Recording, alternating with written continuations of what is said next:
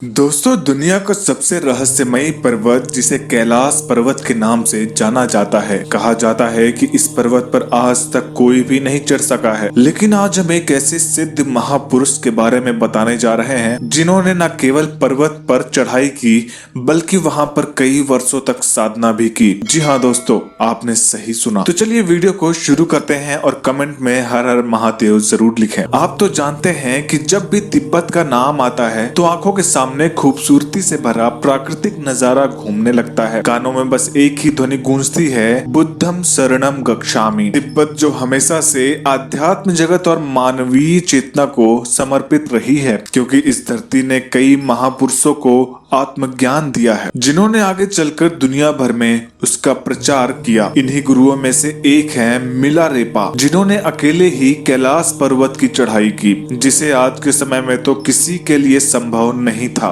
तिब्बत के इतिहास को और ज्यादा गौरवान्वित बनाने वाले मिलारेपा जी महान संतों की श्रेणी में आते हैं। यही कारण रहा है कि मिलारेपा पूरी दुनिया के लिए किसी रहस्य से कम नहीं है। मिलारेपा ने ज्ञान पाने के लिए तिब्बत गुरु मारपा को अपना गुरु बनाया था, लेकिन उनके बीच कुछ ऐसा हुआ कि बाद में मारपा खुद मिलारेपा के शिष्य बन गए। तो चलिए आपको लेकर चलते हैं मिलारेपा की कैलाश यात्रा पर और जानते हैं कि कैसे उन्होंने कैलाश पर चढ़ाई की। बौद्ध धर्म से जुड़ी कुछ किताबों में मिलारेपा को तिब्बत का बुद्ध कहा गया है। 11वीं सदी में मिलारेपा का जन्म एक संपन्न परिवार में हुआ था। कम उम्र में ही मिलारेपा के सिर से पिता का साया उठ गया था। पिता की मृत्यु के बाद मिलारेपा के चाचा ने उनका सब कुछ हड़प लिया और फिर उसकी माँ और छोटी बहन के साथ नौकरों जैसा व्यवहार करने लगे। सन 1093 ईस्वी में मिलारेपा ने अपनी कैलाश यात्रा शुरू की। उनके साथ कुछ अनुयायी भी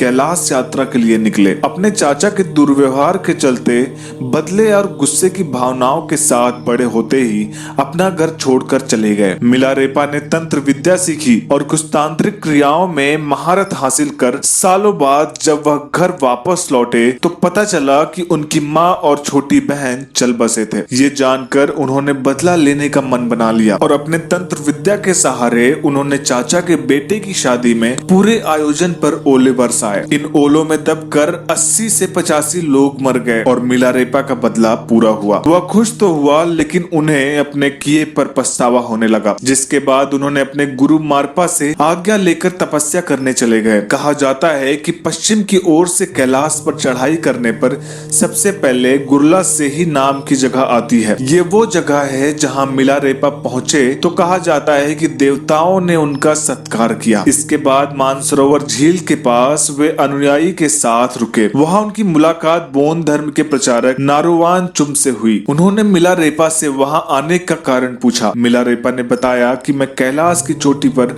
जाकर साधना करना चाहता हूँ। नारुवान ने कहा कि कैलाश पर केवल वही ध्यान लगा सकता है जो बौद्ध धर्म का अभ्यास कर रहा हो। जहाँ बौद्ध धर्म और बौद्ध धर्म के कैलाश पर अधिकार को लेकर दोनों के बीच बहस शुरू हो गई। जब कोई हल ना निकला तो नारोवान ने कहा कि कल सुबह जो सबसे पहले कैलाश की चोटी पर पहुंचेगा, कैलाश पर उसी का वर्चस्व होगा। मिलारेपा ने शर्त स्वीकार कर वहीं आराम करने लगे और नारोवान ने तुरंत ही कैलाश पर चढ़ाई शुरू कर दी। नारोवान कैलाश की चोटी के करीब पहुंचने ही वाले थे, तभी एक अनुयायी ने आकर मिलारेपा को नींद से जगाया और पूछा कि क्या हमें कैलाश छोड़ देना चाहिए। उन्होंने कहा नहीं। इसके बाद मिलारेपा ने तेजी से कैलाश पर्वत पर चढ़ाई शुरू की। नारोवान चोटी के कुछ नजदीक ही पहुंचे थे कि सूर्योदय हुआ और सूरज की पहली ही किरण का प्रकाश वे बर्दाश्त नहीं कर पाए। आंखों में तेज चमक लगने के कारण उन्हें पीछे हटना पड़ा, जबकि मिलारेपा आसानी से कैलाश की चोटी पर पहुंचकर दोनों हाथ जोड़कर सूर्य देव को नमस्कार किया और उनकी रोशनी को खुद के शरीर में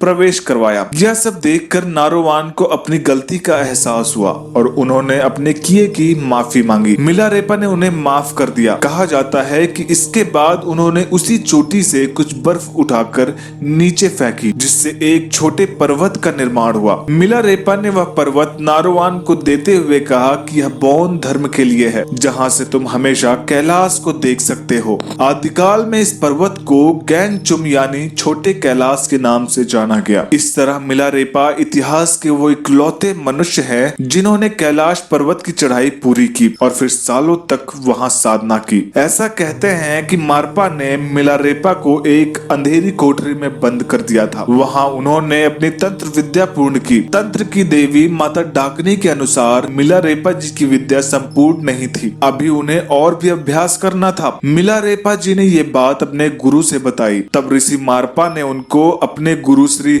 नारोपा जी के पास ले गए, जहां मिलारेपा ने अपनी संपूर्ण शिक्षा प्राप्त कर ली। ऐसा कहा गया है कि मिलारेपा जी आज भी जीवित हैं और वो आज भी कैलाश पर्वत के किसी गुफा में बैठकर तपस्या कर रहे हैं। तो दोस्तों, ये वीडियो कैसी लगी हमें कमेंट करके जरूर बताएं और ऐसे ही वीडियोस के लिए चैनल को सब्सक्राइब करें और बेल आइकन जरूर प्रेस करें।